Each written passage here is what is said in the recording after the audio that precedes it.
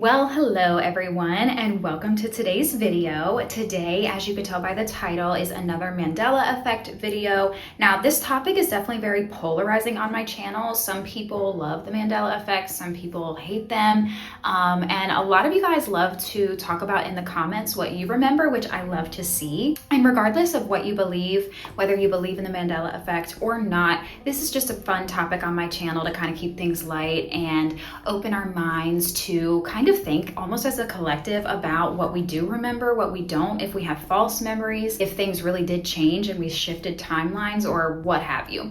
So again, I hope you really enjoy this video. I know that we don't love long intros on this channel either, so I'm not going to talk your ear off. We're just going to get right into it.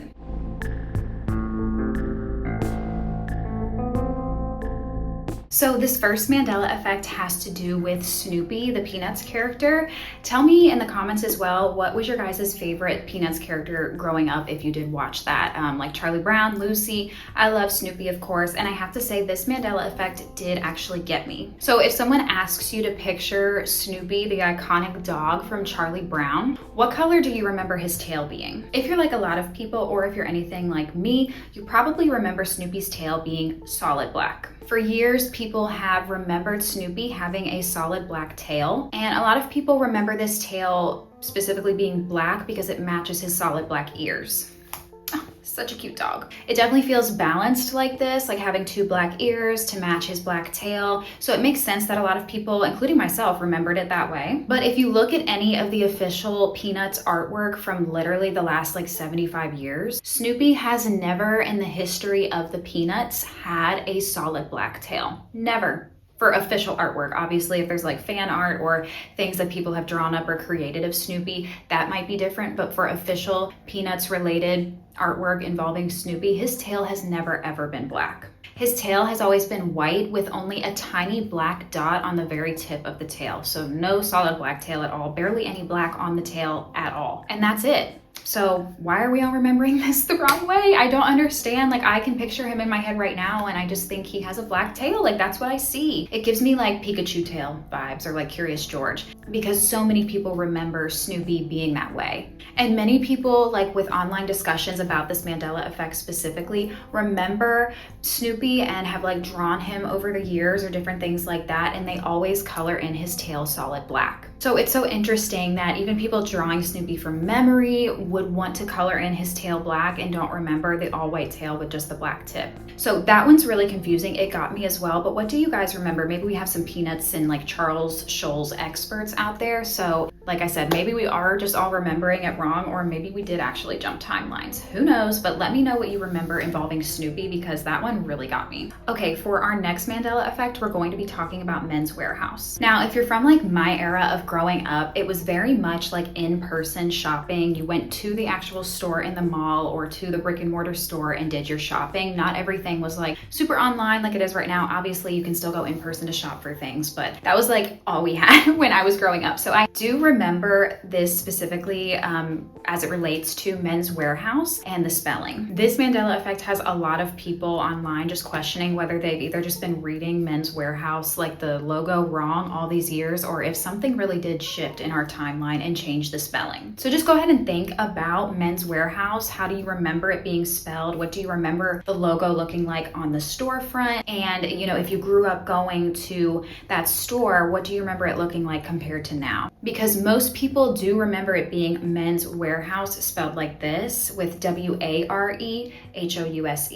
which is kind of how I remember it as well. And that spelling would make a lot of sense because obviously the store is kind of, you know, like a warehouse for men's clothing. So it would make sense to spell warehouse that way because it's essentially a warehouse of men's clothing, right? Except wrong, false. If you remember it that way, you are wrong. And that's how I remember it. So don't feel bad because I too am wrong apparently. Because the logo today, the way it's spelled is actually, it's called Men's Wearhouse. I'll put the spelling on the screen, but it's W-E-A-R, warehouse. So not like a warehouse that you store things in, but wear like you wear clothes. Now, some people think like maybe there's been like a logo change or like rebranding, but no, the company has used the same Men's Wearhouse logo and spelling since it was founded in 1973. And the unusual spelling was intentional. It's a play on words, obviously combining like wear, like you're wearing something with the word warehouse, which is, you know, a giant place that is holding a lot of clothes in this case. So it is a play on words, which makes sense. But apparently a lot of people, including myself, collectively remember it being spelled the first way that I mentioned, like a warehouse. People even remember seeing ads or commercials for this retailer and it being spelled the old way, not the current way. Now, obviously with this play on words, I can see how it could easily kind of like get mixed up, the spelling of it, but it's just interesting that so many people collectively do remember it being spelled one way and it's a completely different way and it's never been the way we all remember. Even growing up, like seeing commercials, going to the store in person, anything like that. It's just so crazy how all of our minds remember that, but it's never been that way. So what do you remember with Men's Wearhouse? That one also really got me. Okay, this next one actually has to do with Little Debbie. I think we talked about Little Debbie, like one of the cakes or something in my last Mandela Effect video, but Little Debbie actually has a lot of Mandela Effects out there,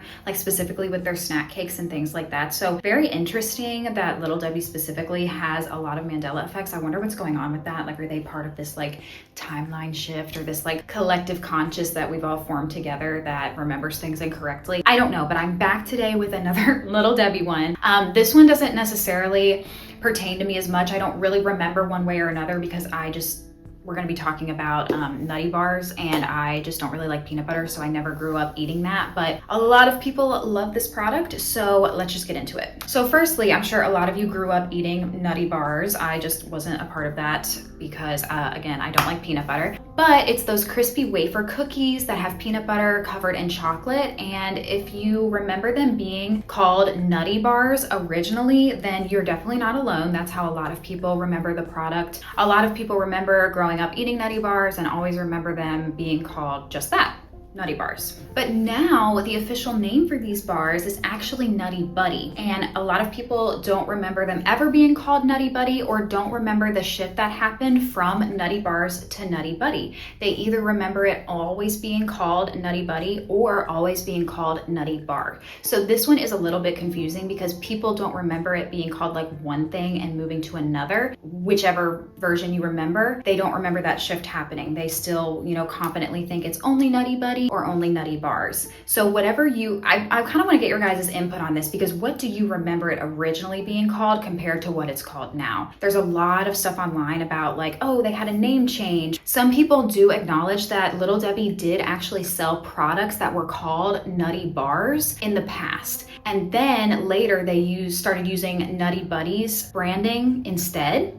But a lot of people only ever remember seeing nutty bars throughout their childhood or even up to now. This one obviously has had like a name shift, so it's not like as clear cut as other Mandela Effects, but still I wanted to bring it up. I thought it was very interesting how people don't necessarily remember that shift. They always remember it being called what it was before or what it is now and never being called the other version. So if you grew up a Nutty Buddy fan or a Nutty Bars fan, let me know what you remember. Again, I can't really relate to this one because I didn't really eat those, but let me know. All right, this next one we have is a logo one. It's specifically the Shell logo, like the Shell gas station logo. So what do you guys remember about the Shell logo? Like if you picture it in your mind, what do you remember it looking like? It's obviously a very common, popular logo. What do you remember the logo itself looking like? The Shell looking like, the colors. If you ask someone to draw it from memory, or if I ask any of you to draw it from memory, I'm very curious how you would draw it and what you would remember. This one has like a lot of different versions that people remember, and a lot of people can't confidently say what the exact logo looks like. They all have kind of like a differing version in their head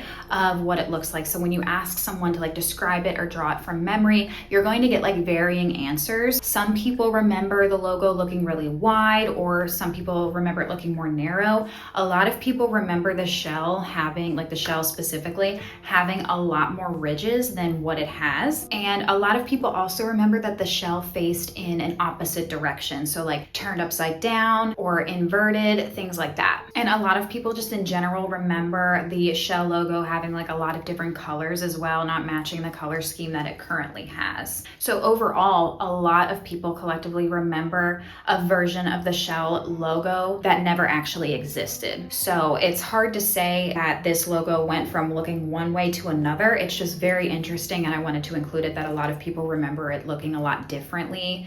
Even though their versions may differ, no one really remembers it looking the way it looks now. Like I said, there's a lot of different parts of the logo, so people specifically remember different things, but overall don't have a clear image in their head of what it is now. They have a different version in their head. So really weird and interesting. That one's kind of like specific because it's like a certain type of logo, but what do you guys remember with that? Like when I picture the Shell logo, I feel like I can see it very clearly in my head, but maybe I'm also wrong. All right, guys, and that is it for today's Mandela Effect video. Thank you so much for watching as usual. I would love to hear what you remember in the comments below, from Snoopy's tail to little Debbie things to emojis or anything in between. What do you guys remember? Talk to me about it in the comments. Let me know.